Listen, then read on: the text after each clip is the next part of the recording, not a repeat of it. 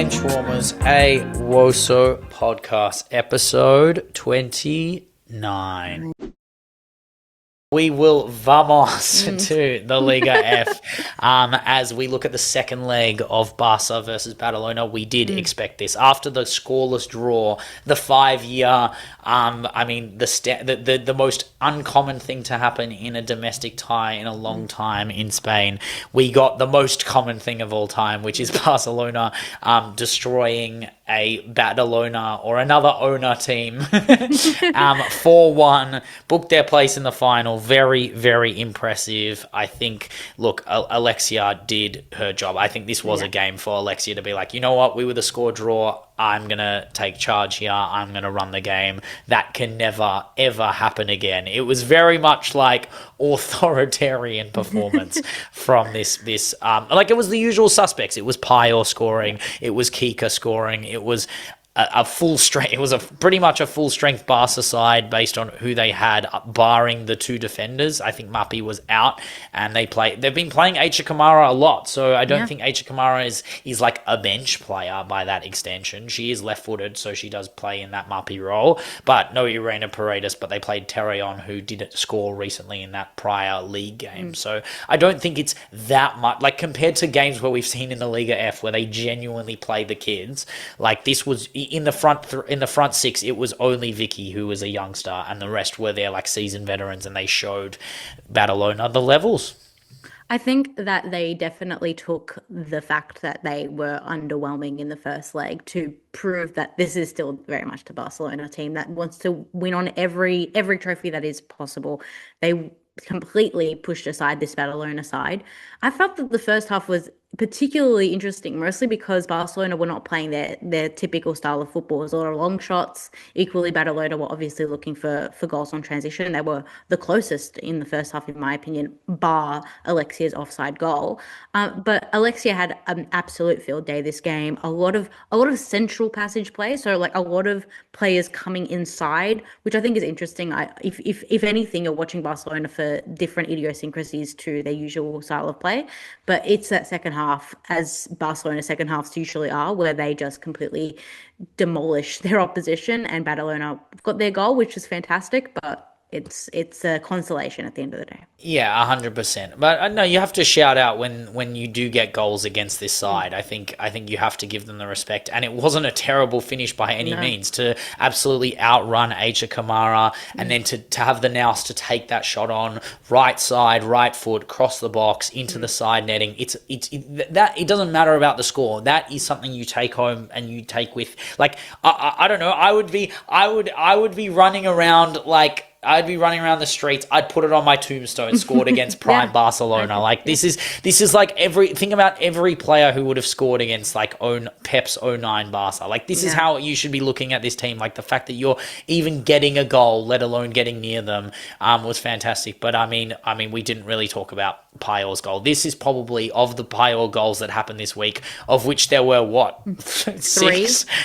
I mean, no, there was three. I mean, there was two in this game. Oh no, sorry, in the 7-1. The 7-1, she didn't play, I believe. I think she didn't play at all in the 7-1, which we'll get to eventually. But she usually gets about 3 goals, but they're usually along the ground. They're comfortable. This is a ridiculous finish. This is like top roof of the net, opens up the foot, absolutely no safety on that. And like that's the versatility of goals. Like I watch Bunny header the ball in every time. It's very easy, it's very inevitable. Pajor does it from a multitude of angles, multitude of feet. I think she's the best 2-footed player in the world, and that includes every position. I don't even think 2-footed striker. She's the best 2-footed player in the world, left and right foot, and I mean can use her head when she's given the opportunity to, but they don't play a lot of crosses and corners. But I think they are the real deal, and it does lead us. I mean, it leads us to a nice final between Barca and Atletico Madrid. One team that is in clinical form with immense depth versus a team that is very much somewhat not off form, but just very much out of form, picking up the wins where they can, but have no depth in the same way or caliber. And I would be so interested to see how this final goes. I think Barca will be on for the domestic treble here. Yeah, well, definitely. But I also think that it's really difficult to identify the weaknesses in Barcelona if outside of individual player errors. I think the biggest thing for them is on transition. Just watching Katakoi, she's out of position a lot of times, so just trying to catch her out. But at the same time, Katakoi is a world-class goalkeeper, so there is so much that Athletic can try to do. It's whether they execute it accurately, and there's so much Barcelona do, and even if they do half of them, they're winning that game comfortably. So at the end of the day, I think Barca is easily coming away with a win, and yeah, the domestic trophy. It was Font in that semi-final, right? Was it Gemma Font? Font? I think because, I mean, if we move on to the next game, the Athletic Club game, which Barcelona playing the role of Germany in a Germany-Brazil scoreline. Every time I see 7-1, I apologize to all the Brazilians out there, but that is all I think of, and that is all you should think of, to be honest. But that was the return of Katakoi back from the back injury, the back surgery, I believe. I think that's what happened. I don't really understand. It's only been like 8 weeks. I was going to say, if it's back surgery. Like, it's something, like she had like a really big back injury, I thought that required surgery. I thought that that's what it was, but it must. If it was surgery, I assume it was minor because she did play something. She did play on the 2nd of February, and I think her last game was on the 6th of February. So it's only been like 8 weeks. But again, there are some minor surgeries where you do. It's less than 8 weeks. How is it? May's less than 8 weeks? Surely. What, the start of February to the end of March? Like it's 2 months nearly. Okay, fair enough. I mean, she must be like she must 2 have done months it at, like, is the 8 City Ground. weeks. Sure. She must have done it at the City Ground. I mean, 100%. Maybe she's gone to the UAE. I don't know. Maybe Johan Cruyff has dug a tunnel from Catalan all the way to the Emirates, the real Emirates. But this 7-1. Is there much to say? Is there any players you want to shout out? We don't have to go through all the goals, do we? No.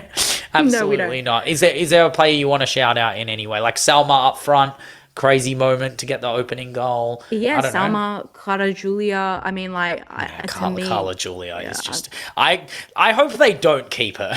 You know, I hope they're not allowed to. You know what? If this is not fair, you know what? If there's one player that isn't fair, it's Carla Julia, and you know why? Because you don't need her.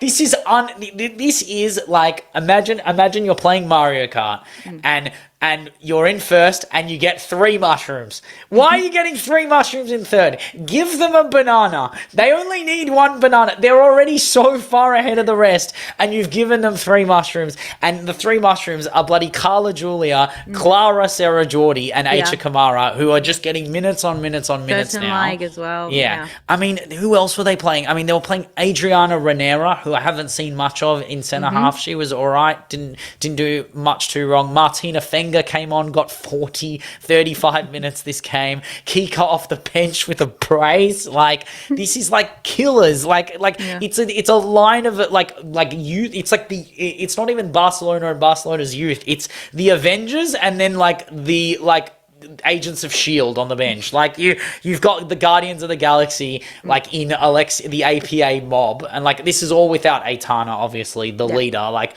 imagine doing a whole Avengers show without like Thor in it. Like, this is the best, the best of the best. She's like Thanos. Iron Man. She's Thanos. She's the one who snaps her fingers and everyone disappears. That's what she actually is. It's like if Thanos teamed up with the Avengers. That's what Thanos is more like Stina. Though, like, Thanos is like Stina Black. Oh my God. Right? Can we finished the Arsenal segment. How did you manage to make this segment about Black Stenius? Black Thanius. Black Thanoses. That's what she is. Thanos Black Stenius. Yeah. But that actually kind of goes hard, to be fair. That's like a Nordic Viking. But if we're gonna go over like any goal, the only goal I think that's worth giving the immense credit for was, I think, Pina. Like, Julia's goal was amazing, like the way she chops inside and then finds the side netting. I don't really know how she's done that. But the Pina goal where she like gets the ball, takes it out of the air, and then I think it was Carla Julia takes it out of the air, feeds it back to her. She does a half turn, chops the defender, fakes the shot, makes the other defender fall out, and then puts it side netting. I was just just like, wow, you are really just toying. It's like they're playing against like their own youth squad. Like in a lot of ways, they are just and toying Athletic with Club them. are young. They're a young side. I think And they're they're not a bad oldest, side either. and they're not a bad side. This is a side that I think their oldest player is like 27, and Yeah. on the pitch on that game, Marshall was 36. So like Yeah, Barcelona crazy. with all their youth development still have their old guard kicking on. But I don't know. This is a very typical Barcelona. Yeah, it's the Liga. It's the Liga F pack, and Athletic Club won their last two games. They're probably the best form of the teams in the pack, barring Granada.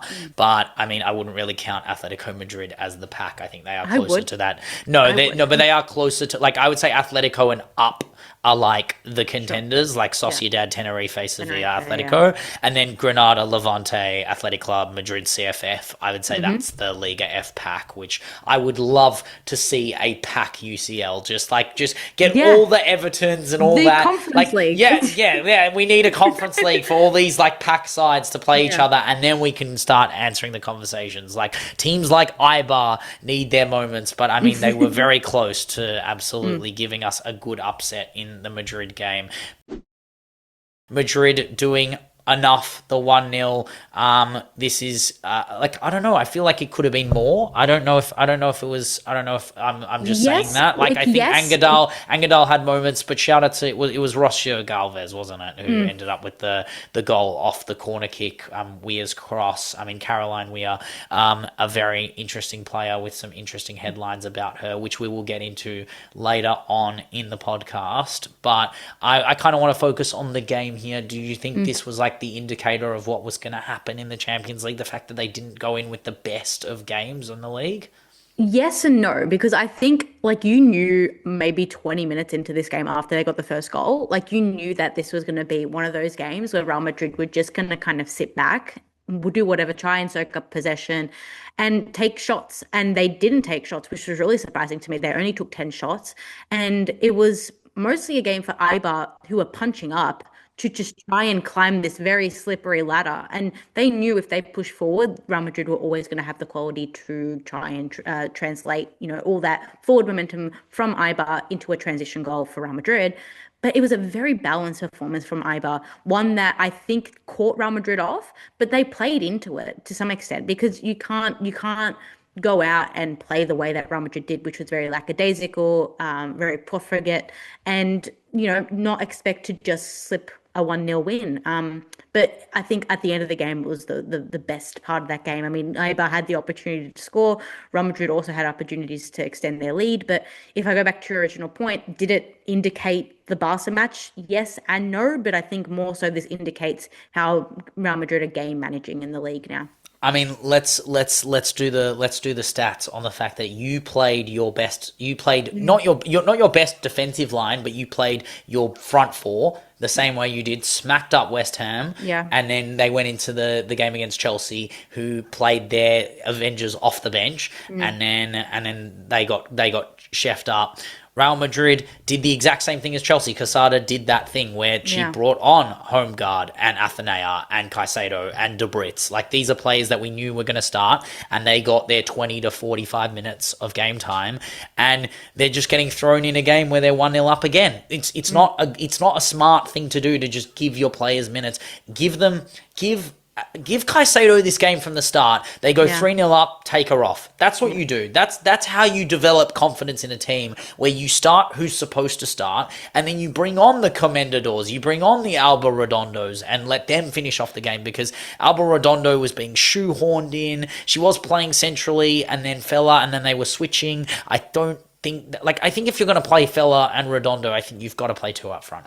That's how I see it. I don't really see Fella as this immense winger. Like, she's not that. Like, I know she's supposed to be this like stature of like a fast winger who's a bit tall and can be like a bit Salma Parallelo about her, but even we've realized that Salma doesn't even play on the wing anymore, and she's becoming this like 9 who can like control and manage, and like there's something Stina about Fella, there's something Stina about Salma. Like there is something in that where they're like not the most technically gifted footballers, but their stature and size It's and a bit like physicality It's a allows bit them. like the opposite of Lineth Bernstein, where it's like Bernstein is punching above her weight because she's so small and yet is Yeah. so like But powerful. she is technically gifted. Well, I I mean, think sure. Beerenstein's hezzy for that goal in the Leon game. I don't see Stenius taking that shot on. I think she like does. I think she does. I think that no. they're way closer in quality than you think. Like they have the No, same I chaos think ball.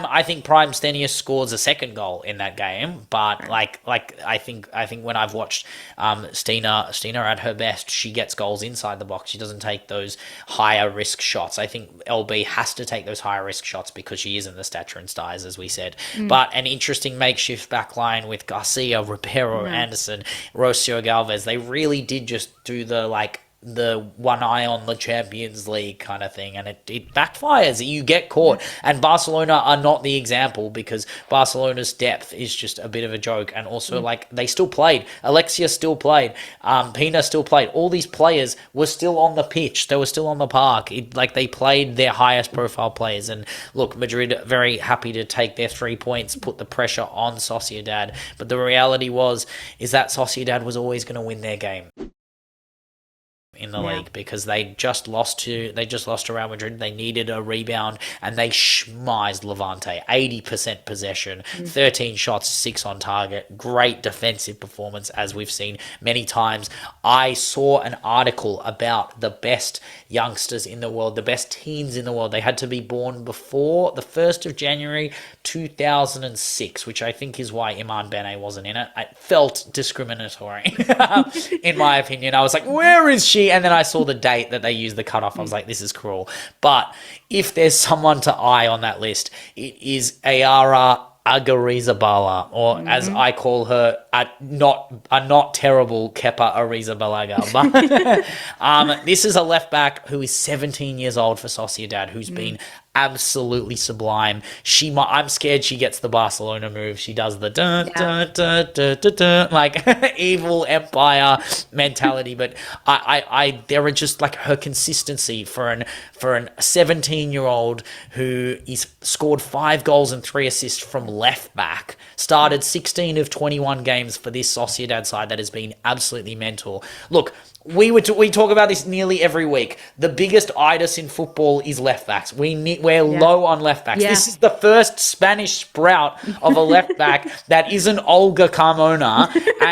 And I mean, Olga is her own sprout. You let her be Olga. But this is the girl. This is the one where everyone goes, oh, we need to sign a left back. This is it. She's like young, she's hungry, she's making a team absolutely unbelievable. I think the fact that they did this and they did this game without Paula Fernandez, their player of the year, 100%, to get a win over the line against Levante, they should be very, very happy. I'm still waiting for Ezagüero to break into this starting lineup, but also it's hard when you have Lavoguez in there and Pardo, but she is the first player off the bench, which is very good, and I do think Ezagüero is the Signa Gobset of the Liga F, and I'm waiting for her to jump into the WSL to tear some hearts alive. I would be so sad if she scored against City, to be fair. I would love to see her in the sky blue, but look, a lot of eyes on Kahinova. I think she's a good player, and I mean, she deserves all the plaudits for what she's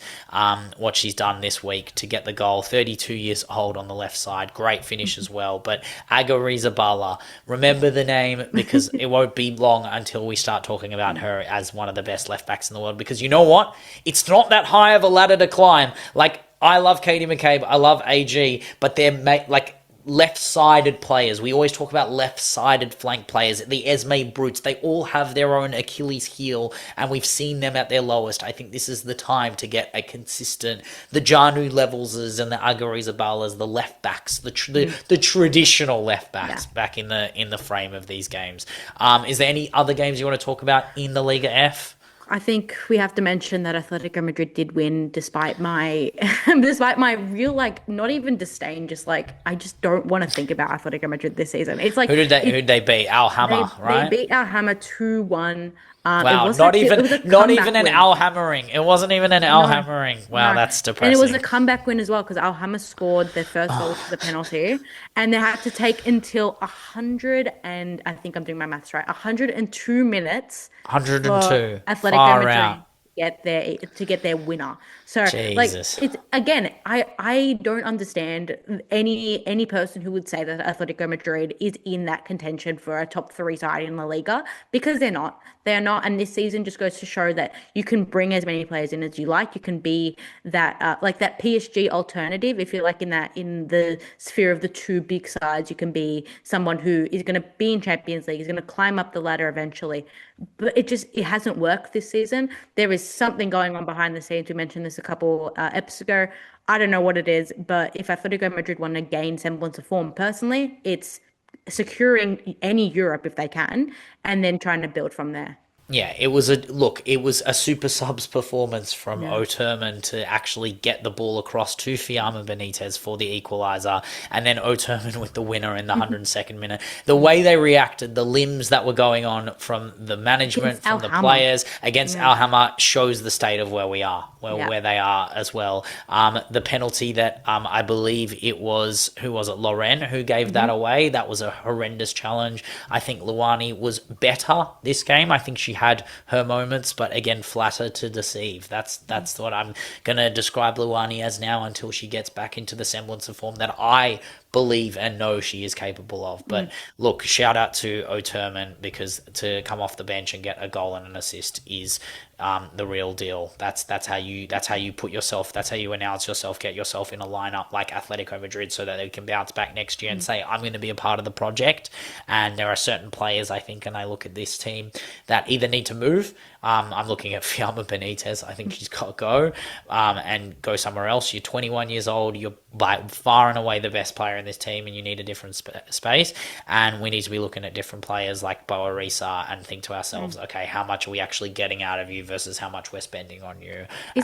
Isn't it fascinating that we were talking about like Gabby Garcia at the start of the season? You know, like Yeah, she was this phenomenal player. Then she leaves and we're kind of yeah. questioning Who's why the is she going six? to MX? Who's the sixth replacement? It's just fascinating to me that I think she was arguably their best or one of their best players at the start of the season and then I would say left. she's up there, top three, Yeah, 100%, and and then is left and strange. still balling out Yeah. for Club America. Jace as well, who started to pick up form as well. I think she scored 5 goals in the last 3 weeks. Like this is the thing.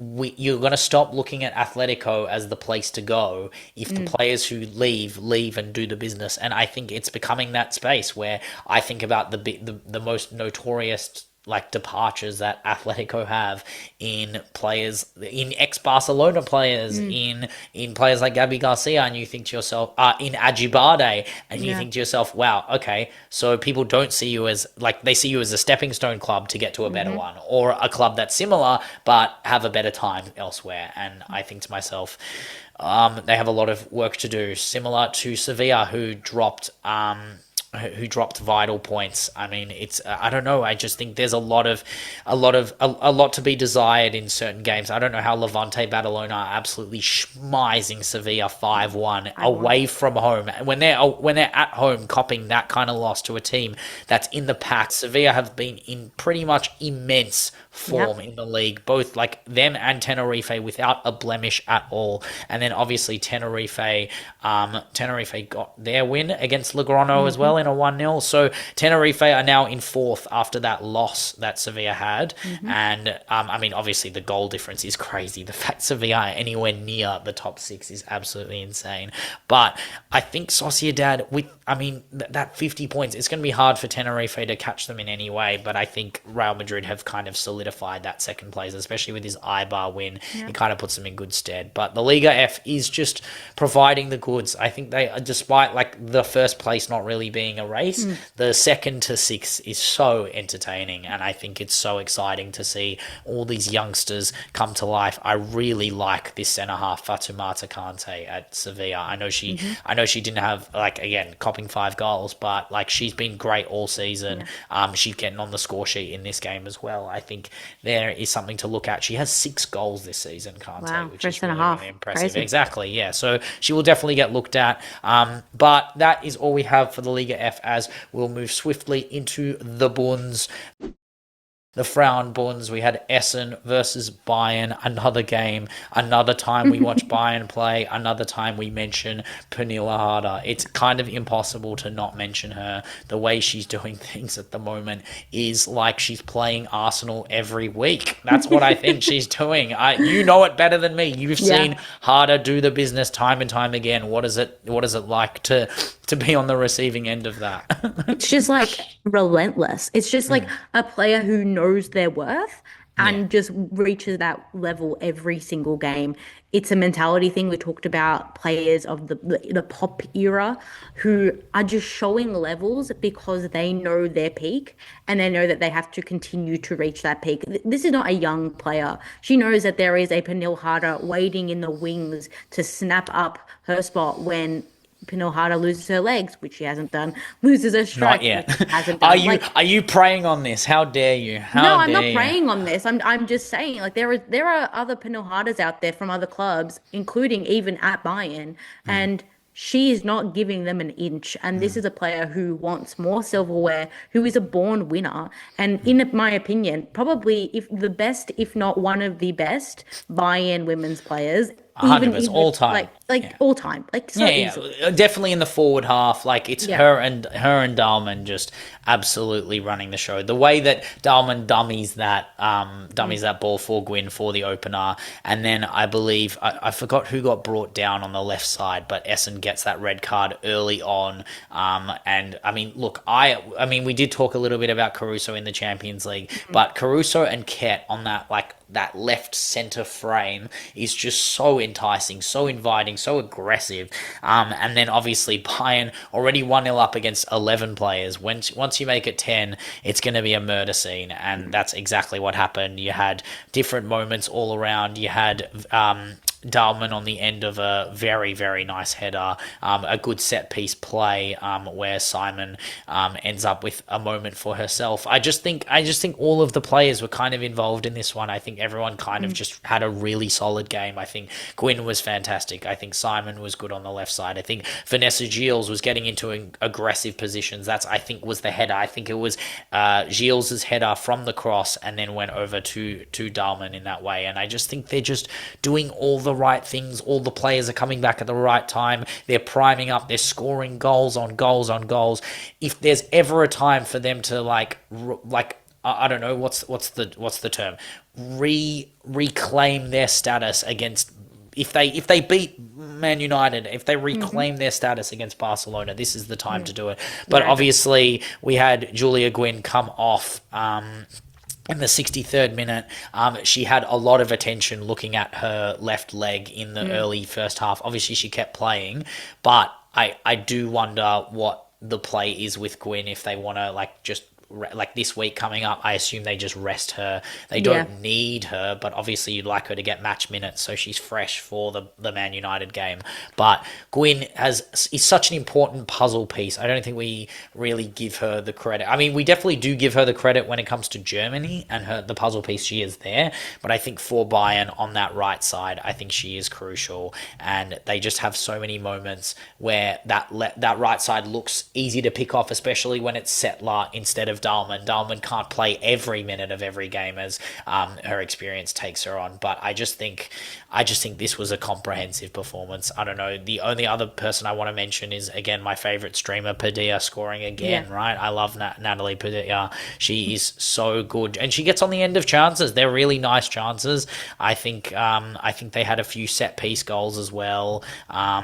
This is what Bayern do. It's a comprehensive performance. They work hard. They take their chances slowly. They don't just fast forward and rush the ball. I get so frustrated at Jägerlitz when we do that, but they just slow the game down. They wait for the best passes and they take their chances really well. And that's what they did in that second half with players like Padilla, players like Harder for their penalty that they got, and then bringing on Imade, to have Imade on the bench, to have Spain's first striker on the bench is just a bit overkill.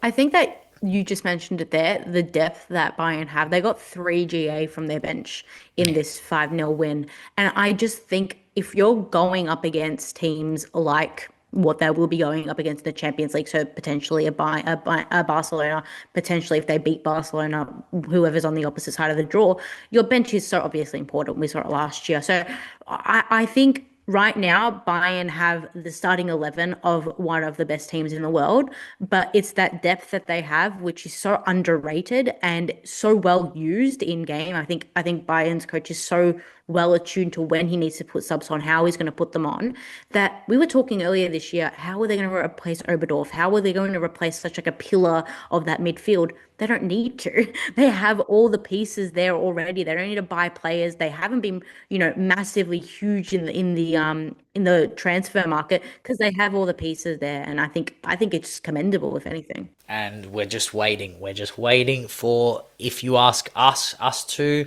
the best form player in the world to come back. That's what if they're actually gonna beat Barcelona, they're not gonna do it without KMFB, right? Clara motherfucking Ball is the answer to all of the questions that we have. The dark horse, the one who did it in that first leg, which was absolutely immense. But I mean, they are just class above the rest, and it showed because the rest did play each other. There was a top 4 clash in the Bundes. It was Hoffenheim versus Wolfsburg, and I mean, this was a lot to be desired from both teams. Even though Wolfsburg do get the 3 points, I feel like this wasn't their best showing in any way. I think they had comprehensive possession, comprehensive chances, but just didn't really deliver the best that they can.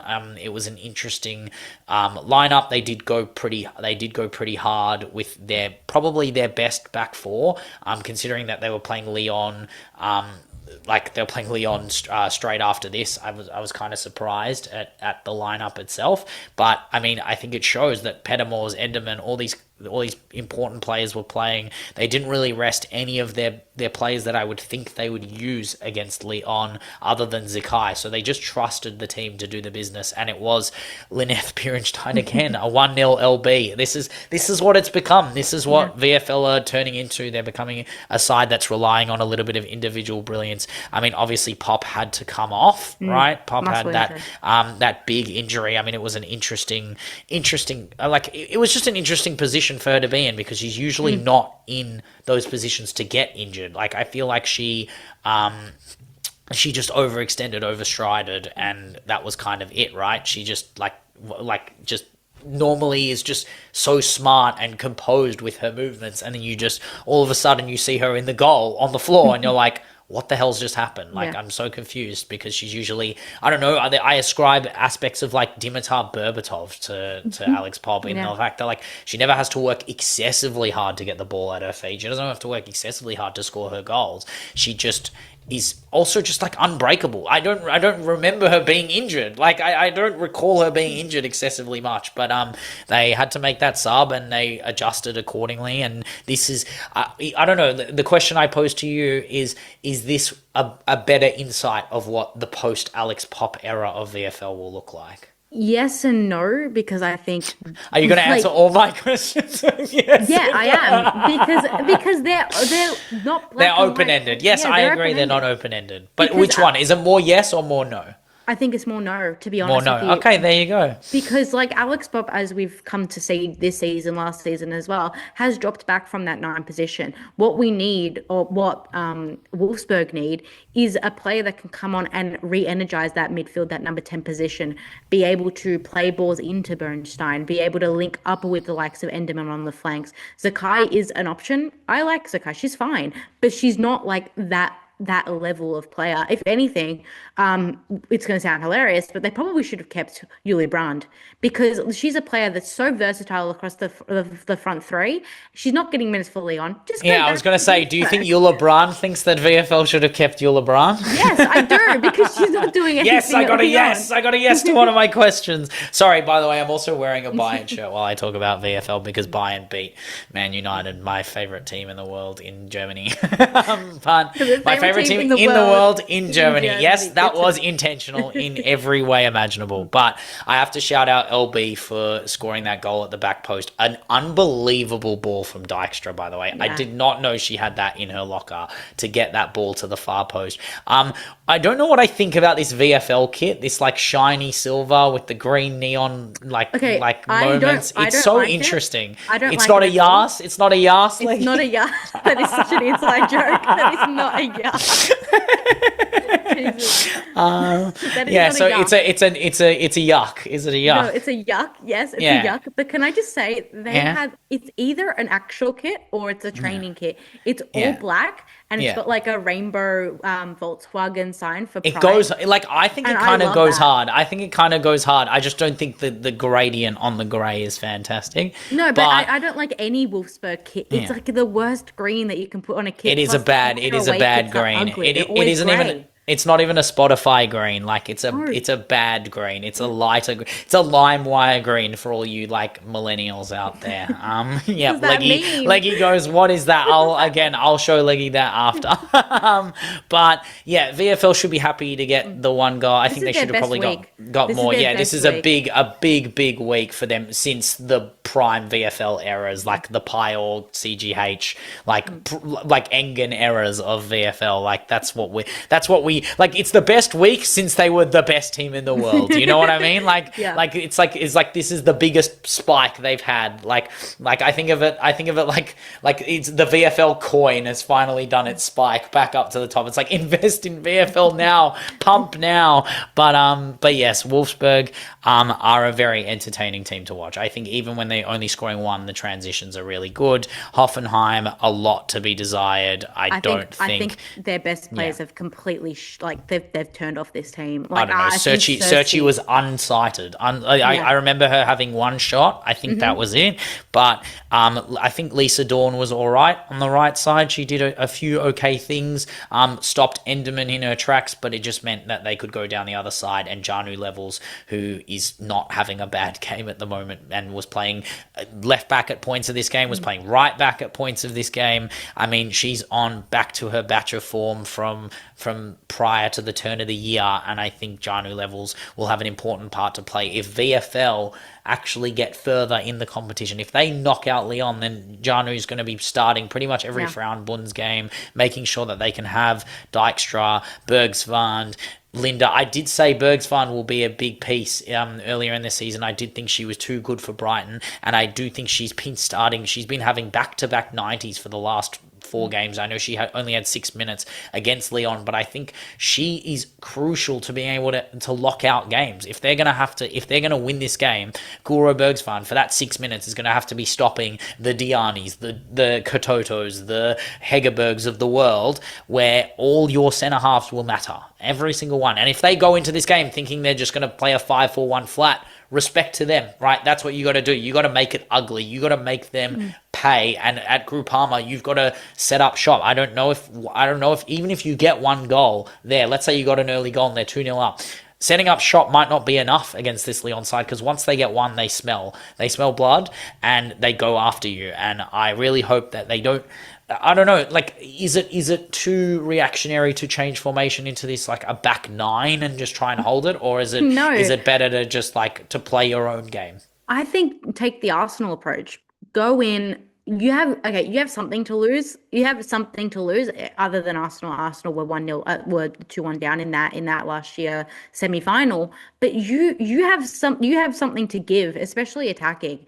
And I think that the best bet that they can go is try and get an early goal and then just try to ride out that Lyon wave, which we know is going to be relentless. 100%. And I think that's the one I'm most excited for, that leg. I'm like, look, if Janu Levels scores in that game, I'm buying the shirt. Like that morning, I don't care. No. Whatever they wear in that semi-final, like I'll make it the Champions League. They're not going to wear grey. They're not going to wear grey. I mean, I would. There's nothing more that I want than VFL, a team I mean, it's funny to say this in a Bayern top, but a team that I genuinely love beating probably the team I hate most in a 2-legged tie. Also makes your life a lot easier on that side of the draw. I think you'd love to to come up against VFL instead of Lyon. I think that's totally fair and correct in its statement. But it doesn't mean I would rule out VFL, especially with their UWCL pedigree. But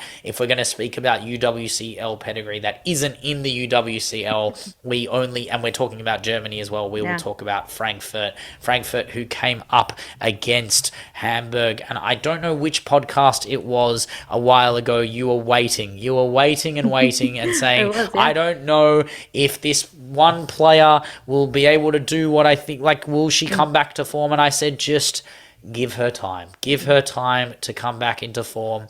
And no, it's not Blomqvist. No, it's not Amyomi. No, it's not Hayley Rasso. It is Laura Freigang with a hat-trick. 5 shots, 5 on target, 3 goals. This is a 4-1 win at home, and it was all Laura Freigang, to be honest. I will say that, yes, you were right, give the player time. I mean, at that stage, we were more than halfway through the season. I think I'd given her enough time. This is against the 12th ranked team, 12 out of 14. I think any top tier player, and I am putting Laura Freigang as a top tier, especially Bundes player, should be scoring a bucket of goals against Hamburg. I think that the biggest news out of Frankfurt, I mean, 4-1, fantastic. The biggest news out of Frankfurt, though, is the rumor that Anaomi will be moving. I find that incredibly fascinating. Not for Anaomi, I don't really care about her, but for Hayley Rasso, mostly because I really honestly want to see a shift in this attacking line of players. I want to see Hayley Rasso playing football. I just do. And I think that that's not a crazy statement to say, especially if you shift Anaomi out. I mean, I know that there are other flank players there. Chiba is an example of that, who are coming into great form for Frankfurt. But I think it's time for Rasso to start getting minutes for this Frankfurt team, especially if they want to maintain third spot, which they're 4 points ahead of Hoffenheim, who's not in good form. So they should do.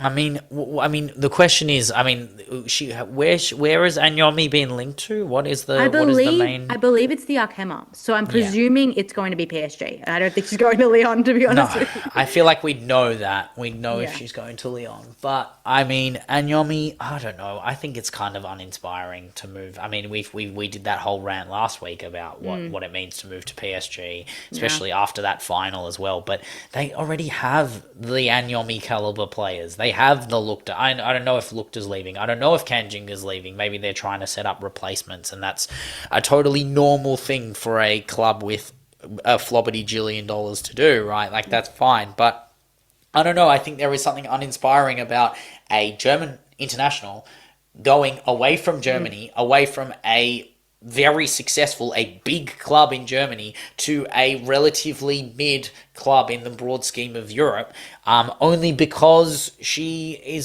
they're not in stead to make Europe, I guess. But I don't know, they are in relative stead to make Europe. They are third place. I know that the coefficient doesn't really lie. It lies in the hands of their rivals doing the business, right? But they are third at the moment. I think they are too far away from VFL. I think they're 8 points behind VFL, to my knowledge, to be able to get back into second. But if Bayern beat Man United, there is no reason why they couldn't go after Barca, especially if Bull is fit. But if they beat Barca, the coefficient changes, and then they end up third, and then Anyomi looks stupid, and then we have a PSG Frankfurt tie next year when Anyomi's playing against Rasso and Chiba, and I think to myself, I mean, also, Frankfurt will replace you. They have the money, the women's Frankfurt team has the money to replace an Anyomi-like player. I don't think Anyomi is, like, indebted to Frankfurt. I just don't think that Anyomi is a player that's too good for Frankfurt either. Like, it's a question of what do we actually see these top 3 to 5 teams in the Frauenbunds as, and how they develop into the future of the women's game in Germany. Yes, but I also think that Frankfurt is going to have a massive shift this transfer window.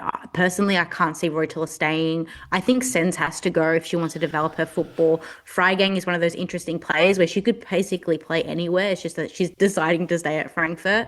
And I think Anaomi is going to just be another one of a pack of players. It doesn't really matter if they make Champions League or not, because it is the Bundesliga. It is, in my opinion, that stepping stone league still. And if they want to play in the Arkema, it's a bit of a lateral move, if not a downgrade. I would be looking at these players to either go overseas, to the NWSL, which sucks, but it's going to happen, or to the WSL. But do you not think let's look at Laura Freigang for example. She probably grew up I mean she probably grew up watching the Birgit Prinzes and the Alex Pops of the world run she's their 28, respective. so she's 28. No. I'm not saying she's not old. I'm not saying she's not old and she has an established career. But I'm saying, what if she's 28? Wouldn't she have moved already? Right? If she stays at Frankfurt, she probably just wants to be in Germany, score her goals, be fantastic in Germany, and then she does get picked for Germany. The reality is she does get picked. She doesn't have to start. And she probably won't start until Pop decides that it's time. But you have hard competition. Anyomi will play. Anyomi, if she is the top goal scorer in France, she'll probably end up, if she's at PSG for 1 year and ends up top goal scorer, she'll end up going to Lyon, because that's usually what the top goal scorers at PSG end up doing. But Freigang is a player I think will stay in Germany because she loves playing in Germany, and you can tell the crowd loves her, and the way they were celebrating after every goal and the way she was going to the crowd, I rate it. I think I just think she's Frankfurt through and through. She's been there for now 6 seasons. She's got nearly 100 goals for Frankfurt, and I think she'll go down as a Frankfurt legend regardless of what she achieves or what she does. She's definitely a Bundesballer, and you do rate her with reason. It's not about the trophy accumulation, it's what she can do. The fact that she doesn't do it every game, but what she can do. And that wraps up the Frauenbunds as we move into the Feminile, who I don't want to talk about anymore. I'm done. You've ruined my life. You've ruined my predictions. You've ruined everything. Genoa, you're going to get relegated, but you've ended the title run of one of the Titans. I don't know how you've done this. You've gone out swinging, but you've kept Juve scoreless. Another team's kept Juve scoreless because Juve refused to score. Yep. I think that's what's happening right now. I think they just need to do a shooting training. That's it. Kanzi, do something. But my God, 0-0 to Genoa at it's just. Oh, it's so embarrassing. I might need you to talk me through this one. But my God, 0-0, absolute mess of a game. How many shots? How many chances? I want to know how many chances did Bakari have? How many chances did Capetta have to actually bury this game? And the reality is it's probably not enough. Yeah, it's really hilarious because I would say that there was, especially in that first half, there was something like 65% possession for Juve, and yet they only had 4 shots to Genoa's 9. So Genoa looked the business in the first half, and it wasn't going to be easy for Juve. And in the second half, they looked much better. Juve looked like the team that we expect Juve to have come out looking like. It just wasn't enough because Genoa decided, we actually don't need a goal. We don't need one. We can hold back and get one of the biggest results in our history against this Juve team, because at the end of the day, if you're a Titan and you're coming up against a little guy basically, and you know that you need to score and the other team just knows that they need to defend, it's so much easier to just sit back and absorb all the pressure, because at the end of the day, it wasn't much pressure at all. And Genoa did still, at the end of the game, look like even posing a problem for the likes of Ruiz, who was Juventus' goalkeeper. Yeah, I mean, how was Juve going to beat Fiorentina in the Coppa Italia semi-final, the second leg? Obviously, a 0-0 gets them through. At this rate, they can just hold shop and get to the final. And look, I think Juve would be happy with a domestic cup double despite the absence of Girelli. I think it is a bit of a failure of the season. I mean, we can talk about Leah Valti, who also just didn't got pulled off at halftime in this game. A lot of conversations about why she was pulled off at halftime this game. A lot of excerpts and tweets going wild, put it that way. But, I mean, there has been links from Valti back to the WSL, back to England. Yep. I know Leggy's eyes popped up like a dog at an airport when she saw that first moment, but I did see that the links were to LCL or Man United as a whole. I think we've spoken about this already. I'm kind of on the side of, I think Man United, if they're going to make Champions League, need players with Champions League experience. And I mean, you as an Arsenal fan can contest to that. Who better for Champions League experience than one of the best Swiss midfielders, one of the best players who's been in the Champions League time and time again, can murder Twente on her own if she really wants to. But look, just again, it becomes a stage of you're squeezing the last juices of Leah Valti's career out, and you either go to LCL or you go to United, and I think there's one project that's starkly better than the other, in my opinion. It's funny that you say that though, because I think United have tried that. I think that they've tried the experience trumps newbie thing because they've brought in someone like Rolfo, someone like Schuler. But we've talked about this maybe on the pod, maybe just ourselves, but United need to be building a youth system. They need to be building an equally second team that is not a bunch of geriatrics who just need extra minutes. Leah Volti, to me, just screams LCL, which is terrible to say. But it just, to me right now, what LCL need and what they've been striving for is similar to what you just said about United. They're looking to actually get into the Champions League, let alone trying to climb the ladder. And so Leah Volti is a player that can play 90 minutes. And I know that she hasn't been playing 90 minutes, but she can play 90 minutes. And she is a tempo setter. She is both offensively and defensively so sound. And United don't necessarily need another midfielder. What LCL do need, though, is someone actually to challenge the likes of Gioro, Van der Donk, etc., because they're the ones who are cruising off a very mediocre form. Yeah, I don't know. I think you could ascribe all the things you said about United needing a youth system to LCL, who are just going to sign 32-year-olds to replace 33-year-olds. Is that how we run games now? Like we're just going to move 1 year down in the pecking order. But I don't know. I think both of them are relatively uninspiring. I don't really want to see her in an LCL kit, and I don't want to see her in a United kit either. I wish that these players went to fun clubs. Like, why aren't you striving to get to Everton or what? Because we're not in 2004. Like we don't look at Everton as a top 5 club. Like there's got to be ambition or Liverpool, money. It's she's more likely to go to NC Courage than she is to go to Everton. Like I'm telling you now, she's more likely to go to America. But ultimately, I mean, this game was just a shambles. I mean, I think the player of the match was Juve's goalie, right? So it's just everything's wrong with this. I'm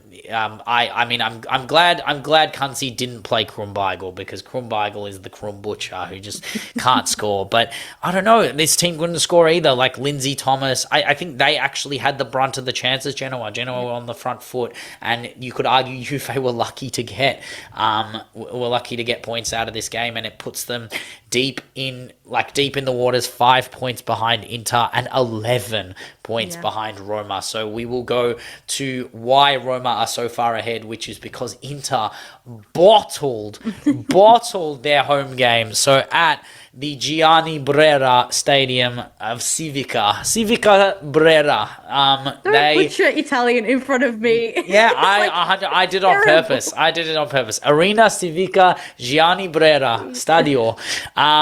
Inter Milan. I'm going to cut that all.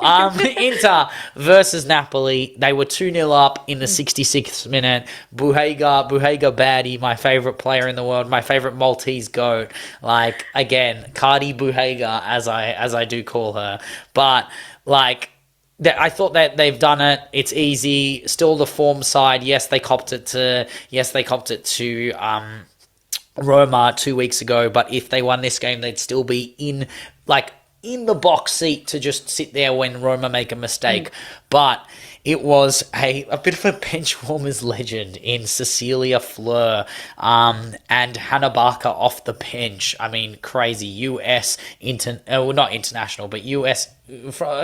She is a player off the bench who has come out of nowhere. I just wouldn't have put that on on the the exodia of this game, like you look at Napoli's bench and you see players like the D'Angelo siblings, and you see players like ENK, who's very good for Finland. She's a international for them.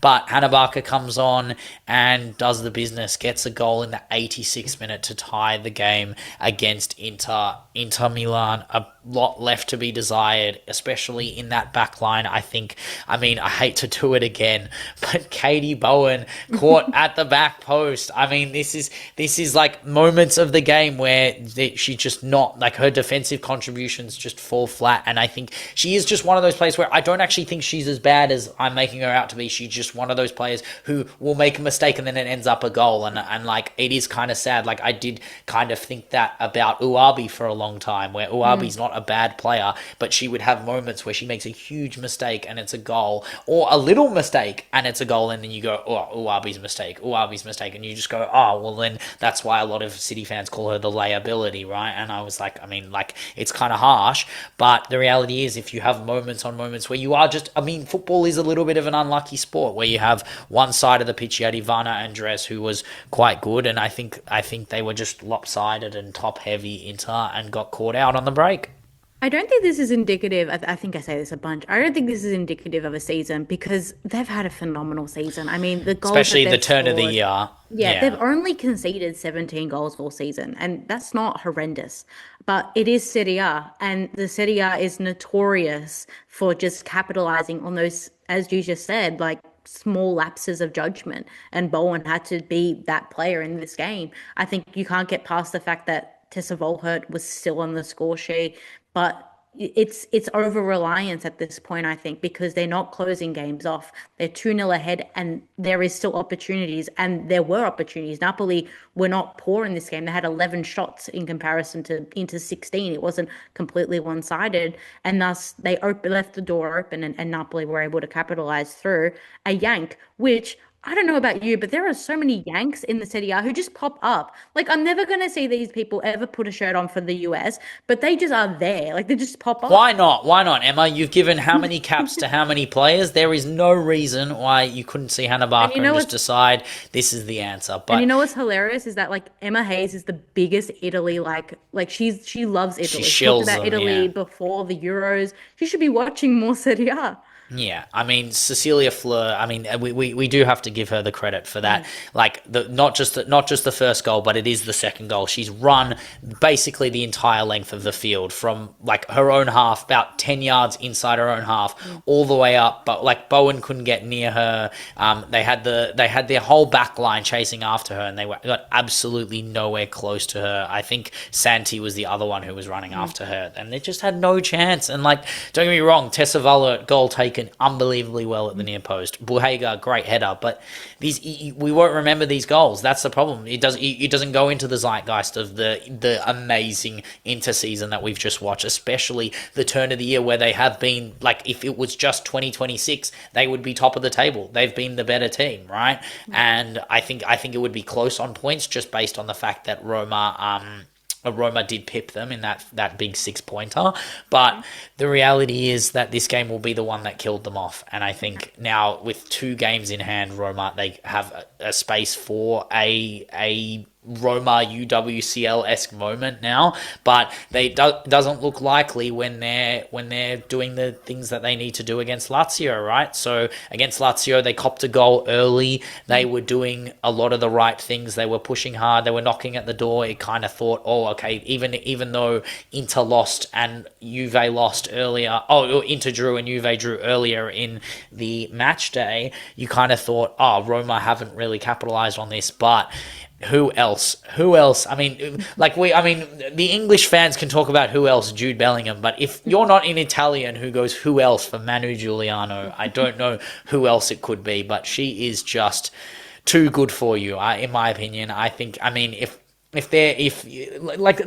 Man United were a serious club, they wouldn't be going after Valti, they'd be going after Giuliano. That's what I think. I think any team should be going after Giuliano. It's just the thing is that she is so Roma. Like, she is the same as what I would say the Franco Tottis of the world, right? Like, they're the same in terms of how much they've dedicated to this club, how much they are in line with the values of this club. This was a derby, and she rocked up in ways that were unseen previous to basically the whole first half. The second half was pure heart by Giuliano, by her peers, and she galvanized that team. And like, I don't know what else to say other than that she is the best player, not only in Roma's history, but like in Serie A right now. She thought she had the equalising goal earlier on. I think it was in the 76th minute where there was a foul that Corelli gave away, and then she did this half volley that was beautiful. She started her celebration, and then they called the foul, and you're just like, okay, maybe this game is running away from them.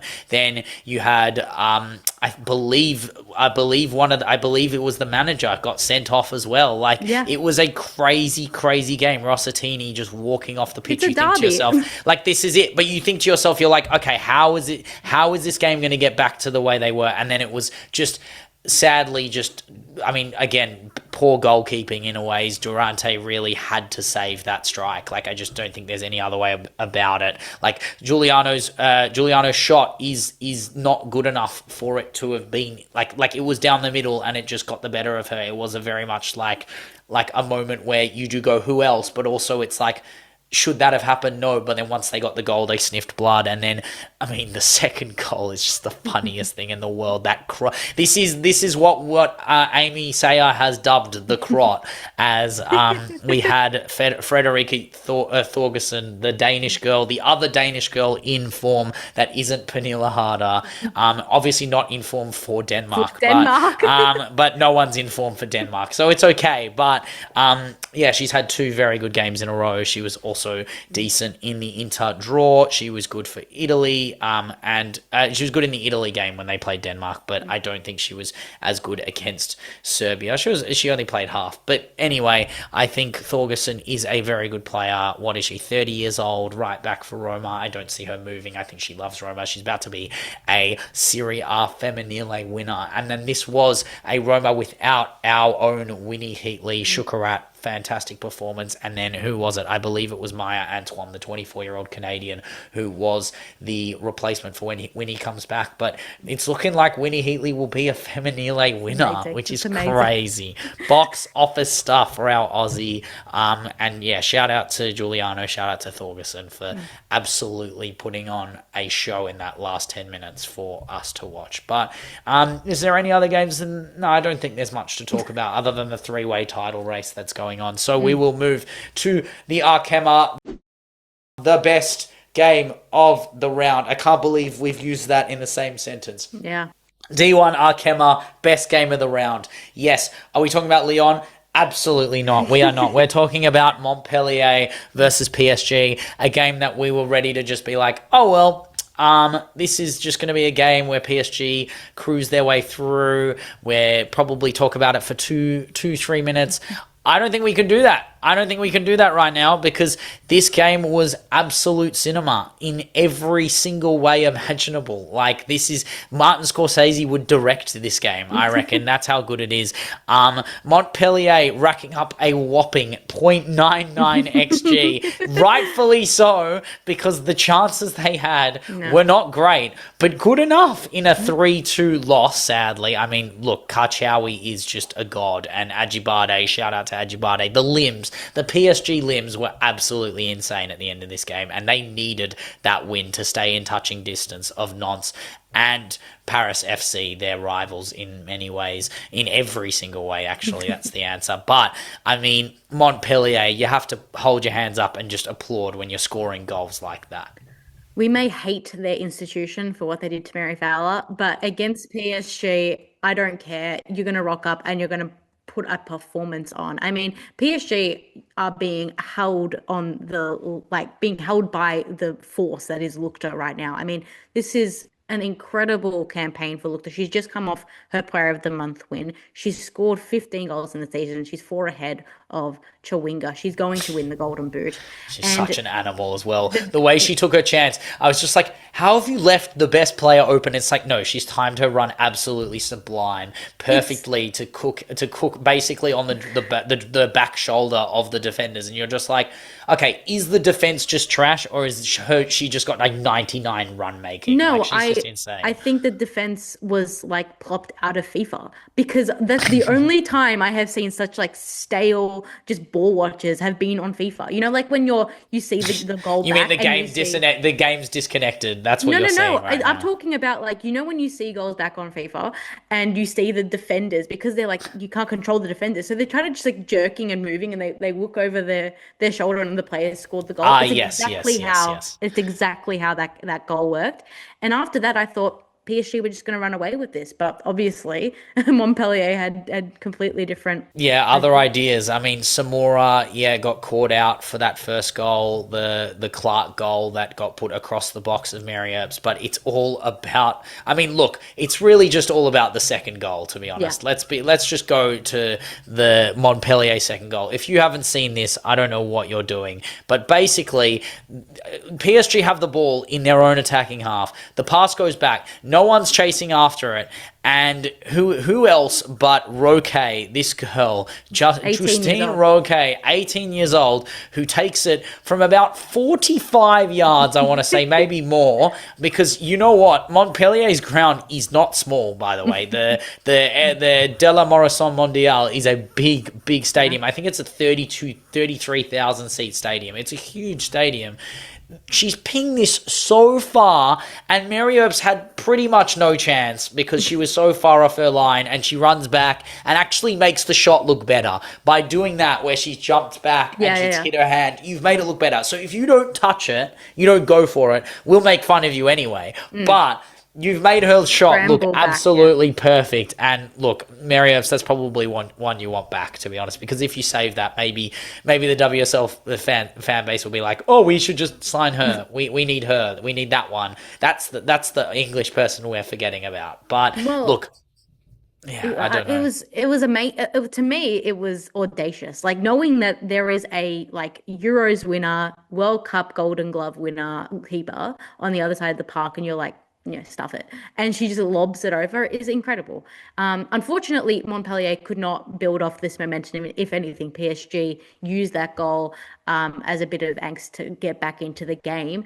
And it all came in basically extra time, which is super frustrating for the neutral. But in all honesty, I think PSG deserved and needed the points more than Montpellier, especially if they want to continue to contend for Champions League football. But it is just another sign. It is another sign of the weakness of PSG. It is another sign of PSG falling in that pack side, which, if anything, we thought the Paris FCs, the Nantes, were going to be like that. But PSG, Champions League contenders PSG at one stage, are now falling in the pack of Ligue 1.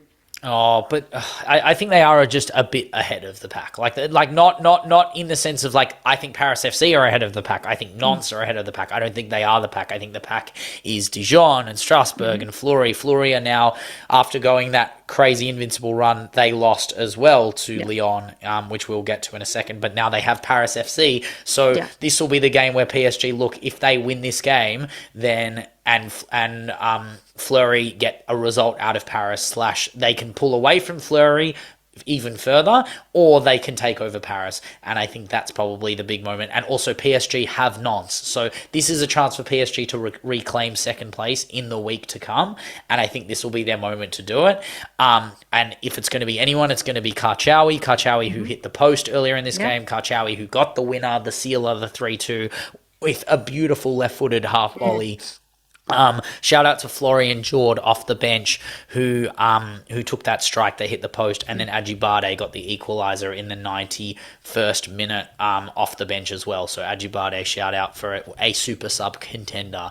But we will talk very swiftly about the Lyon game, their 17th win of the season. Hegerberg 200 250 goals for Lyon. Tipped over 151. Tipped over 251. Crazy, absolutely ridiculous. Fleury, a team that had only lost one game, has copped their second loss. This year has copped their second loss, and it was to obviously the Titans that are Dumornay and Hegerberg. 15 shots to 0. Dumornay running the game from midfield. Again, this is the antithesis to my arguments before, where they kind of went full strength, Lyon, for this game.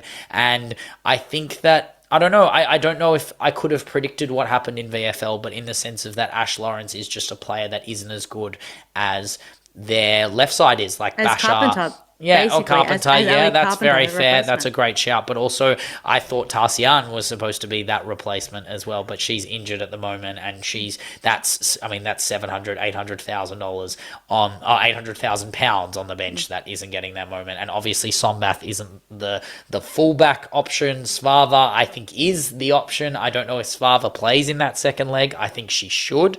But also, Svava is a better left back than a right back. I have seen her play right back. She did play right back for Real Madrid when she was there. So I don't know what their answer is, but I know that there are a lot of players that are going to be very inclined to get on the field and do it for Lyon. One of which didn't even get played in this league match against Fleury, which was Yul Lebrun.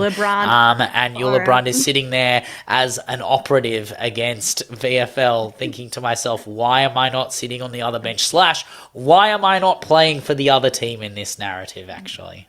It's just frustrating. And I think, like, we have, and we can continue to lament on the Yuli brand of it all. Like, quite literally the player that the Yula brand of it all. It is the Yula brand show. I think there is something Chloe Kelly about her in a way, where she's just Chloe like, you just want her to do well. I think she's kind of feisty. She's kind of makes it about her in the best way.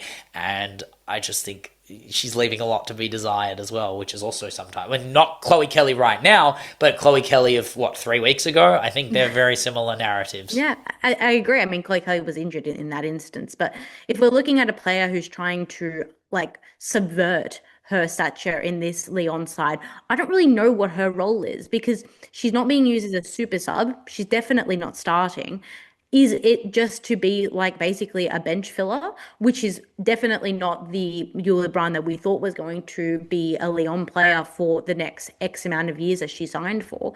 But if anything, these are just wasted years of a young, very, very good player who I didn't rate for a really long time, saw her in the Euros and was like, this is a player that could play anywhere for any team and be a starter.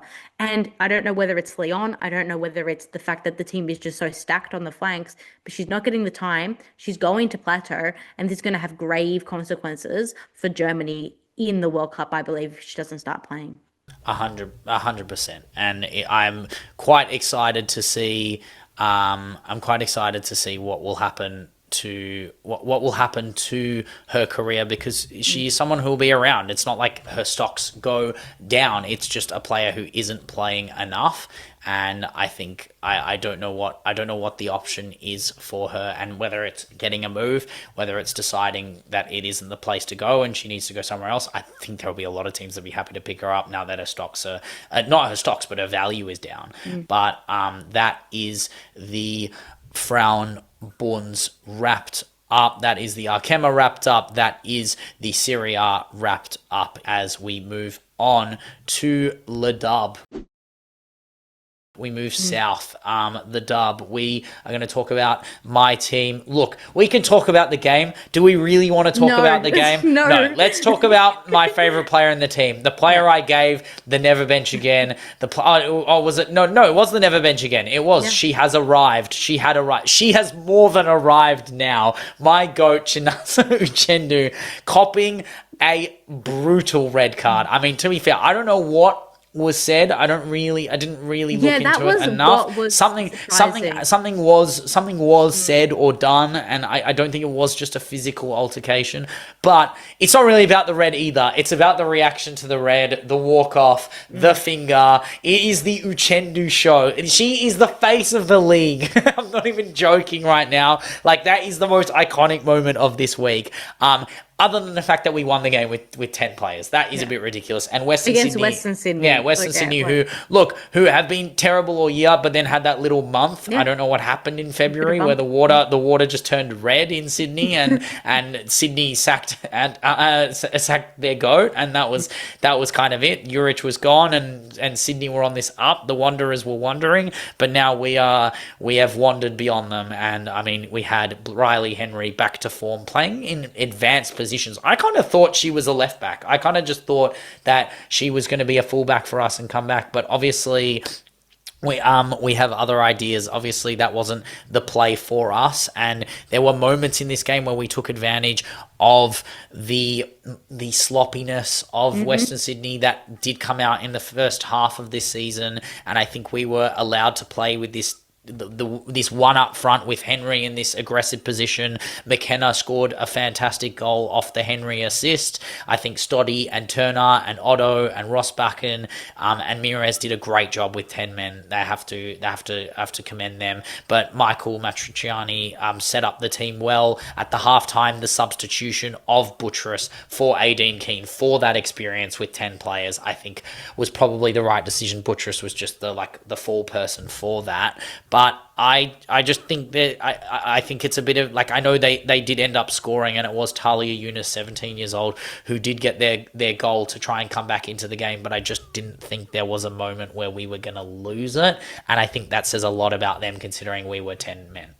I agree. I think against a team in the top six, you potentially could have struggled. It just happens to be Western Sydney. They have absolutely no midfield, and their defense is incredibly poor. But I think what's really fascinating here is Talia Yunus. She went on the Dub show in Australia, and no, she didn't go on. The Young Matildas coach went on and said that she's the best player, the best player in the W League, which I found really fascinating because this is a player that didn't immediately go up into the Matildas and is taking time and doing her work and grinding out in the Young Matildas. And on the opposite side of the bench is Holly McNamara, who had her time in the Young Matildas, was fantastic, got her first gig in the Matildas quite late on in her development, if you like, mostly because of ACLs. But she came, Holly McNamara came on, she had 10 minutes in this game. And she had just come off the back of an Asia Cup. And the only reason she got 10 minutes is because she played 30 minutes in the whole tournament. So this is Talia Yunus, supposed to be one of our brightest stars going into the next 10 years of development for the Matildas. She's doing well for the Young Matildas. I hope that in 5 years, I am not looking at Talia Yunus and having the same treatment as Holly McNamara, because I don't want to be seeing her getting 30 minutes in an Asia Cup in 4 years, 8 years, and then obviously coming on in a dub game. It's just unfair, and it's actually quite mean and mean-spirited for Joe Montemurro to not give Holly Mac that time, and it's poor. 100%. And look, this is what happens. We have a player who's going to do it in Australia.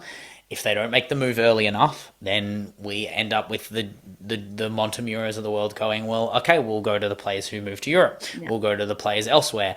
I actually think it's not even just Europe. It's about certain players going to certain teams as well. So Rasmussen is going to Juve. If Rasmussen does the business outside of Jurelli's absence, then we're going to look at Rasmussen as probably the Sam Kerr replacement over Holly if she doesn't get a move, or Saya if she doesn't play as well as she's supposed to play, right? Jamila Rankin is doing a great job at Hoffenheim.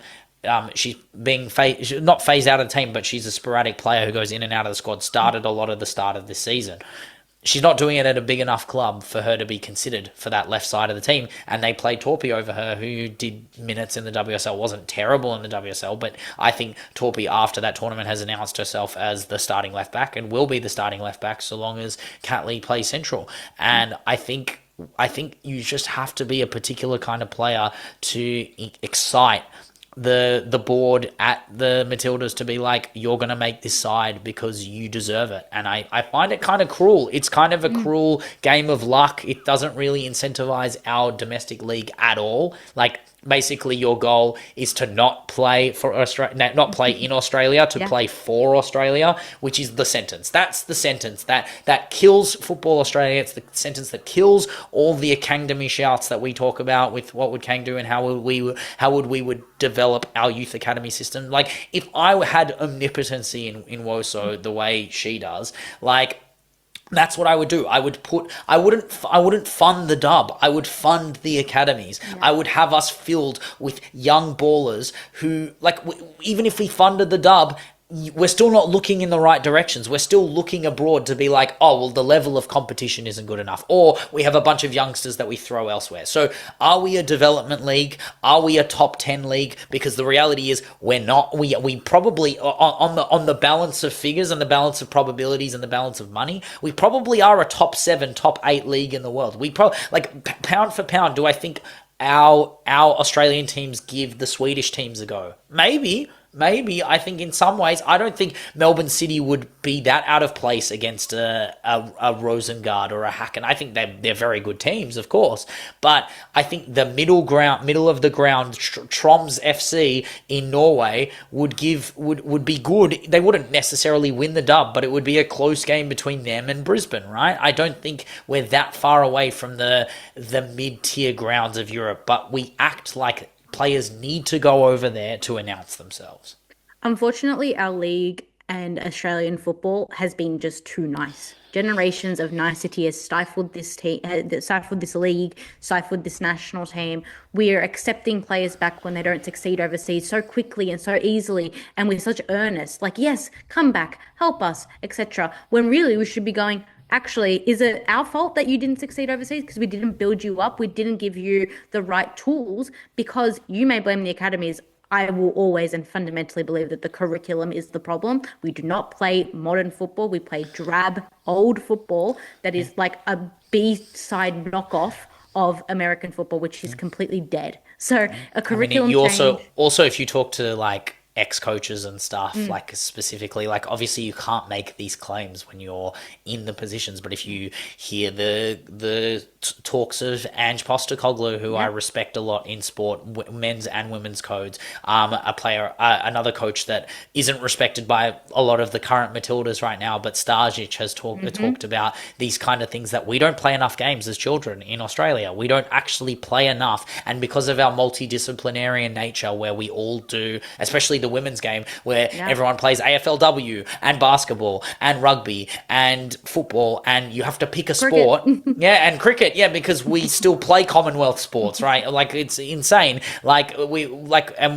have all these sports, and you can be this multidisciplinarian, like Elise Perry, who is amazing over both codes, or Monique Conti, who is amazing in basketball and Australian rules football. Like, there are just so many multidisciplinarian athletes in women's sport in Australia, where it disincentivizes the amount of games we have to play. And obviously we get enough injuries as it is, but playing, 20 rounds of EPL or NPL, and then 15 games of dub a season, compared to the Europeans who play 40 games a season plus cups and stuff, you're already 10 games behind every season. You're 10 games of experience behind them. You're 10 games of fitness behind them. So when you actually go to Europe, it's this culture shock, and you're like, holy crap, they play too much football. And we're like, oh, well, we weren't ready for this. We weren't prepared for this. And that's our fault, because we're not paying attention to what actually gets us to the level that we need to be. Yeah, but I agree 100%.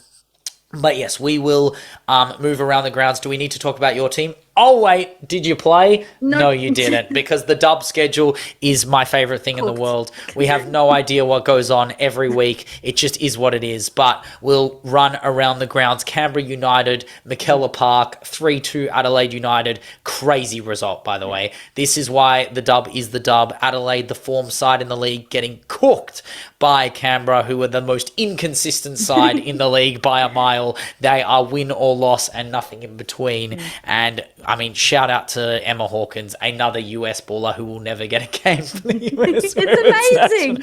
Where are they coming from? It is quite funny.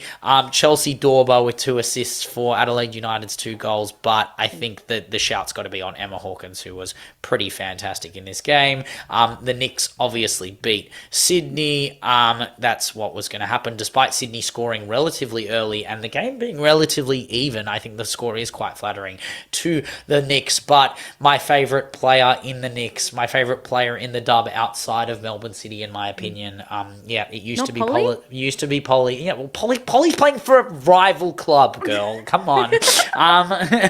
Never called her girl, by the way. If anyone, yeah. What are you on about? I'm cutting that. No, that's kind of funny.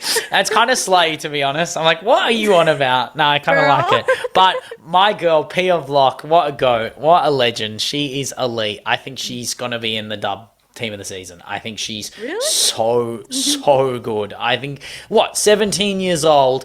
I don't know how many player of the matches she's got for the Knicks. I want to say at least three or four. She's got 6 goals and 3 assists from 17 matches on the left side. So I think she's doing enough. I think Brooke Nunn is definitely doing enough, but she's also just one of those players who's just been around the dub doing the business, you know, like she's just a good player, and just I don't know, it's one of those players that's like, oh, is she too good for the dub? Not really. She just is a player that is good and is in the dub, you know. Can I just say, Brooke Nunn is so like Australian. She's so like she's so dub. I don't know. I mean, her name is Brooke. I think Brooke is like so. I mean, she and also she's doing the dub thing of going around the grounds in the dub. So she was in Central Coast, and now she's at Wellington. I'm telling you now, next year she's at Brisbane. 100%. She's going around the grounds. She's making her way all the way around, and similar in stature to the other game that we can talk about. I mean, we could talk about Perth and Central Coast, but the reality was that was just a score draw, and I don't think there were excessively many big chances, considering there were 22 shots and less than 1.8 xG amassed. But the game that is worth talking about is the Brisbane-Newcastle game, where we had an absolute standout performance from a teenager in Daisy Brown. 3 goals and 1 assist. By the way, in 21 minutes. 21 minutes. She had a hat-trick in 15 minutes, which is insane. Insane game. Obviously, Newcastle Jets, not the best defensive team in the world. In fact, not the best defensive team in the dub, arguably the second worst. Just not the best team in the dub. Just boom. I was giving them the credit attacking going forward. Shout out to Hoban, who scored now 2 in 2 games. But, I mean, even with the red card late on, I mean, it's a 6-goal thriller in a lot of ways. A lot of poor goalkeeping, to be honest. I think Georgia Ritchie, look, she's young. She's 18 years old. I'm not gonna go after an 18-year-old. I will. I think. Yeah. Go on, Leggy. Give me what you think. 4-2. Oh, well, I think a lot of things about this game. The one mistake was really bad. The mistake, but also like it's so dub. Furthermore, I'm sorry, but Newcastle, you said this was a thriller. This was not a thriller. This was Newcastle playing every single game ever. Like, you take this game and just like chuck it in the box of every Newcastle game ever. Like, put your hand in and you'll probably take a very similar game out. Because I'm sorry, Newcastle, as I've said before, the most underwhelming team in the A-League. They're like trying, but every time they try, they get worse. Like, it's hilarious. It's so dub, but I don't know why you picked this game. This game was awful. I just think other than that, that kick into Brown was really poor, but the third goal was taken very well. You can't argue that. Like, she does get it on that edge of the box, makes the fake, puts it through the player's legs. It is a great finish, and then the first goal, the header is really good. Like, it is it's a hat trick. You have to talk about hat tricks when they happen, regardless of the level, in my opinion. But that is all we have for the dub as we move to Leggy's NWSL watch. Yeah, there was a double game week this week, and I don't want to go through like 100 games, so I've decided to steal. I also don't want to hear about 100 games fair either, enough. to be honest. Fair enough. I decided to steal Americans. There's only so much I can tolerate with American, especially when they keep popping up in random leagues. Like, no, but I've decided to steal some content from a really nice TikToker who she doesn't know we exist, so it's fine. Slay, lovely. We're recycling content. We're the most original podcast, and Leggy has broken the drought. It is just the concept, and it's just the way too early takes concept. Like, it's been 3 games for the majority of the teams in the NWSL. So I'm going to posit 5 way too early assessments based on. Am I supposed to answer these assessments? Yeah, or just give my takes? Just quick about like how you feel about these. So first, could Angel City be a genuine title contender?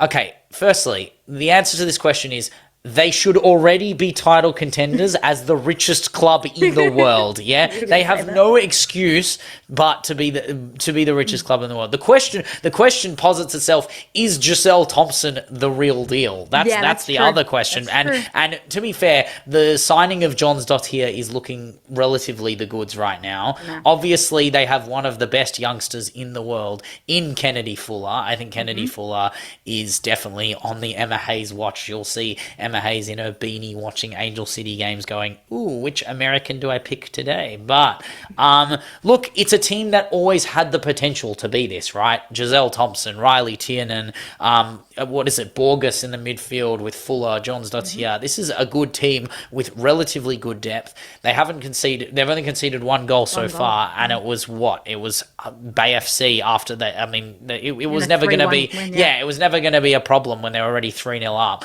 So I don't see them as title contenders. I see them as playoff contenders who can definitely cause a ruckus. But do I see them on the level of, I don't know, right now? I'd say the Wave. I'd say obviously Pride. I think obviously KC haven't turned it on yet, but once KC turn it on and Temwa is on fire, then we'll start talking properly. But yes, way too early season. They should be finishing top 4 with the level and the investment that they have. Interesting, because you talked about KC, you talked about Orlando. My second one was, is it the end of the duopoly, especially in the regular, excluding the postseason? KC, Orlando, they've been at the top of the ladder. They've been exceptional for the last few years. They have not had good starts. I'm talking specifically about Kansas. They've only won the one game. Orlando had a poor start. They're not scoring goals as well. So to me, is this a changing of the guard? Are we starting to see? I'm not saying Houston Dash is going to, they're second now. I'm not saying that they're going to be there by the end of the season. But we talk about the competitiveness of the NWSL. Is this again? No, they talk about the competitiveness. They talk about it way more. The whole cap and everything. Like, mate, watch the dub. The dub is the real competitiveness. But I don't know what to think about the Dash. I didn't watch a lot of the Dash, to be honest, last year. I think that's fair. Good for you. I think that's fair. I think I'm healthy for that. Yes. I do remember Michelle Alozia playing for the Dash. I don't know if she's still in the squad / is around the grounds there. I think she has left at this point. So there are a lot of players I don't know here. But what I will say about Orlando and Gotham to an extent is that these teams just turn it on when it matters. Let's be honest. They do start slow. Like, Orlando didn't do terrible against Chicago as well, the 3-0 away from home. I think Ovalle needs to be the answer. I think this will be the changing of the guard. Obviously, Barbara Banda will do Barbara Banda things, and she will do that, but I think they can't be relying on a 40-year-old at Marta at this point. Like, we can't be relying on a 40-year-old to get you over the line, and it needs to be the 26-year-old that you've spent $1.4 million on, and she is more than just her Marta award. She is more than just her technical brilliance. She is someone who can run the game. But look, no one is rooting for Marta to get some match winners more than we are, let's be honest, because, I mean, the amount of Marta talks we can make, we will just keep going. Like, just wait till she scores a winner, and you'll get some, like, Man of Steel, like, Dawn of Justice moment where we're just doing, Marta! Like, we'll have some good moments, and we'll talk about her until, I'm so ready to do, all the Brazilian edits that are going on at the moment of, the beautiful game. I'm so locked in to do a Marta edit. She just needs a match winner, which is, I would say, 10 to 15 match days away when Orlando need to turn on the Jets, and then Marta gets the juice in her and she rises like the Undertaker and goes, time to lock in. But I don't think we should be too reactionary in the sense of that. I think Pride and Gotham will be mainstays. Well, one of my other posits is Gotham going to be the perpetual underdog? I mean, this is a team coming off the back of a championship. Yeah, fair enough, because this is a team that's coming off the back of a championship. You expect them to hit the ground running. They won their opening game, and they have been pretty mediocre. AKB had one of the worst games I've seen her play in the last 3 years, maybe.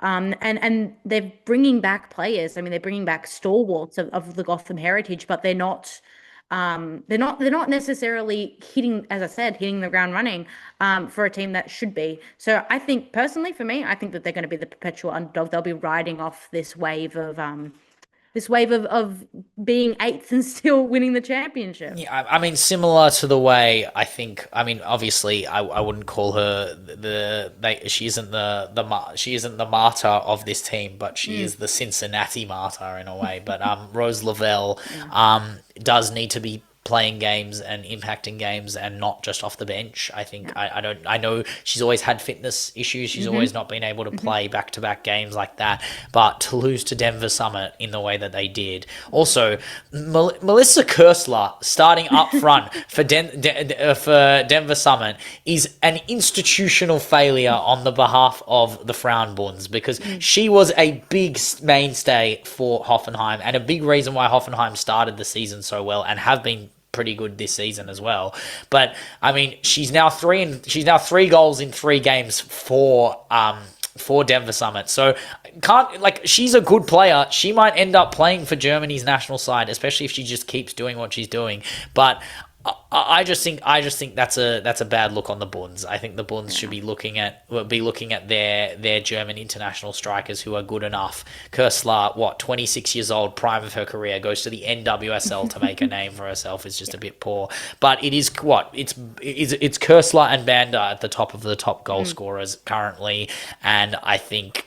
Look, I wouldn't say I'd say she'd be top 5. I wouldn't say Kersler's going to get top goal scorer. I think Banda usually does. It's hard to bet against Barbara Banda. I still think she's a top 3 striker in the world.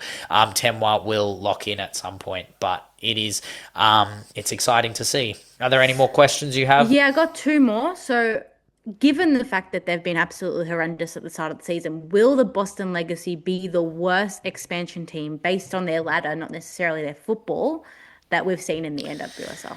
Maybe. I'm so excited. It's actually the Boston area? I hate the name Legacy. But it's to be fair, we did no Summit, but Summit makes sense because Denver is a mountain. Denver is like a city of mountains and things, and like Colorado is mountains, and sure, that's fine. Legacy, look, I understand why they're called Legacy and not what they used to be called. Research? I did my research.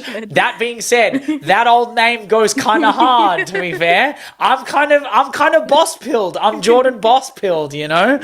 But Boston Legacy, look, I don't want to be I know you're going to be mean. I don't want to be too mean because someone I used to work with actually works for the Legacy. She does S&C for Boston Legacy. Wow. So I'm hoping that they can... I want them to be better than Summit. No, it's not all her fault. Don't diss my goat, Sammy Diamond. I love her.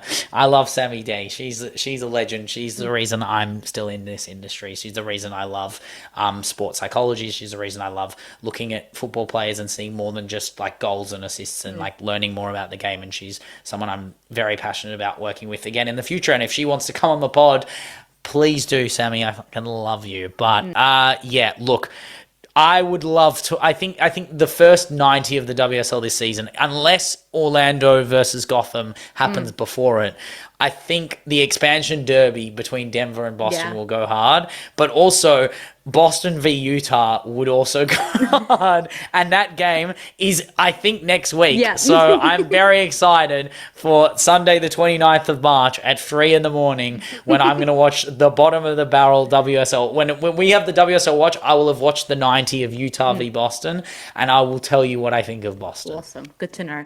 And then the last one is so sitting 13th now, is Washington going to spend their way back up the table looking, or are they going to look to rebuild, which I think is what they have to do. I don't want to get too bullish. I know what, like, again, Gotham started poor, Bayer started poor, KC have started poor. I think Spirit's the same, and they don't need to buy just yet, but maybe that mid-season moment where they'll get a few more hip players, they'll get a few hip replacements. That's what it should be called. That's the hip replacements. There we go. Okay, hip replacements. Yeah, high impact player replacement. There we go. Yeah.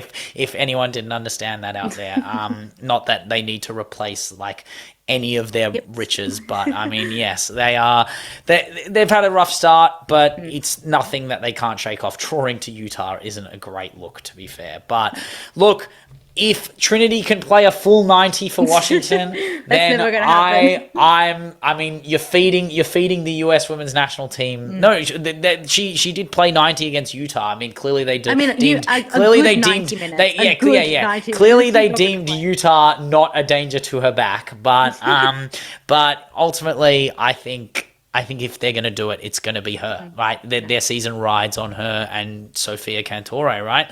So we'll find out how good these hip players are. And also, I'm excited to see more of this Claudinha Martinez that is starting to get minutes off the bench. Yeah, she is awesome. Paraguay is not Lucky a country that I her. would expect. Yeah, I was gonna say lucky to have her, but like not a place that I'd expect like one of the biggest signings to come out from. It's really cool. Nah, shout out to oh my god, I've just gone blank. Miguel Almiron. There we go. Shout out to the that. Paraguayan ballers out there. But yes, Oscar Cardozo. That's also one I think as well. I've got to fact check myself there, but yes, he is a Paraguayan baller. Thank you very much. There's my knowledge that I can bring to the table. But that is the end of Leggy's NWSL Watch as we move into the Benchwarmers Awards, which we will do relatively quickly. My never bench again is Ariana Caruso, who's been in the 10 for the last 4 weeks in Momoko Tanikawa's absence and has done more than a job. I think she's done fantastically well, and I think she probably deserves a start in that second leg against United. My never bench again is Isabel Goodwin. You wanted to hit the post more? Yeah, definitely. No, I think that she is a player that came into this season off the back of an exceptional promotion season for LCL and then underwhelmed as I expected her to do. She's young. She isn't accustomed to the WSL. But these super sub performances have just gone to show how necessary she is. She brings a level of pace, a level of stature that LCL have actually like derived half their game from, to be honest with you. She showed it when she came on against Arsenal. She obviously then proved it when she came on against Chelsea. I think she deserves her start. Oh, yes, it's a yes or no. I've seen her be so underwhelming. It's like, I understand and she needs time. And like, I don't know. The problem is when you're playing for LCL, there is no time. You don't have time. It's checks and balances. It's goals and not goals. And I can't count how many times I've seen her have the opportunity to kill off a game and she just didn't do it, sadly. But my super sub of the week is Caro. It could have been a lot of players. I just think Caro's I just love shouting out Caro as a bench. Even a super sub of the week is crazy, just to come on in the Real Madrid game and just play like she was on from zero. Like she was on from the first minute. It was so good to see Caro in her form. I think that was actually the best performance she's had this season, where she just looked so fresh, so fiery, so aggressive, and then just the cold-blooded Caro. That's the one we want to see.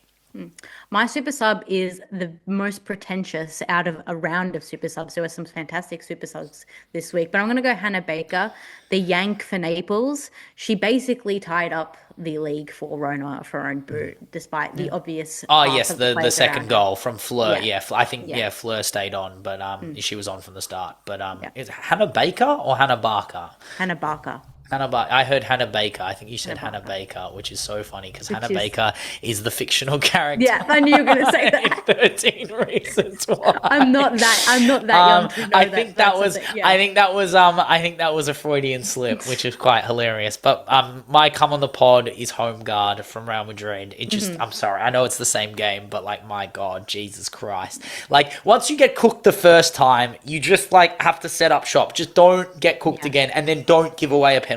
Like, it was a bad day for her. But look, I'll share it because I'll make it a good come on the pod as well for Sammy Diamond, because I'd love to see Sammy and I'd love to speak to her about football. Yeah, come on the pod. Let's chat football. Let's talk about NWSL and the expansion game, and then you can do the NWSL watch for us as well. Yes, just kick me out as my segment. I want you there. I want you to be like, oh, you work in the WSL.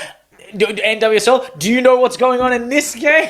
I want you to like full on out ball knowledge. It's like if we brought on any of the CBS crew that think that anything that happens in America is what's happening, and they watch the WSL. I'm like, do you know who Jamila Rankin is? That's what I would do. But yes, your go at come on the pod. My come on the pod's a bit strange. I did the Tilly's players after the Japan game. You're I'm disgraceful. caveating this by saying that I think that it is good as like as a women's football culture that we are open to being kind after losses. However, I'm not a Tilly's fan, and even I was a bit like stomach turned when I see Mary Fowler like just hugging of whoever she was hugging. I think it was Fagino, Claire Her Hunt. mates, Doesn't yeah. matter. She just lost a final Oh, of the you're Asia such Cup. a, look at you, you're such a passion. They should be crying. They should be Okay, crying. when Lucy Bronze and Ona Battier were consoling each other post Euros, you think that's just like that's No, woke? because because they were emotional. There was no like photo op smiles or like anything like Okay, that. so you're That's going what I like mean. the extra, the full 9. Okay, yes, I'm I saying think like that's fair, but Mariona going up to Aitana in the Champions League final when Aitana was weeping Yeah. and consoling her is beautiful. It's a beautiful act in women's woke. football that we don't. No, it's not woke. It's beautiful. It's the most beautiful thing that you can do.